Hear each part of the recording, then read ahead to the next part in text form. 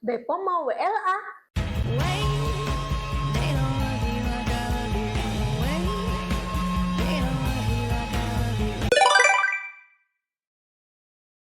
Jika industri obat di Indonesia bisa mandiri, otomatis akan meningkatkan perekonomian Indonesia, bukan? WHO Listed Authority adalah program WHO yang transparan dan berbasis bukti untuk menetapkan suatu negara masuk ke dalam daftar negara yang memiliki kinerja advance dan diakui secara global.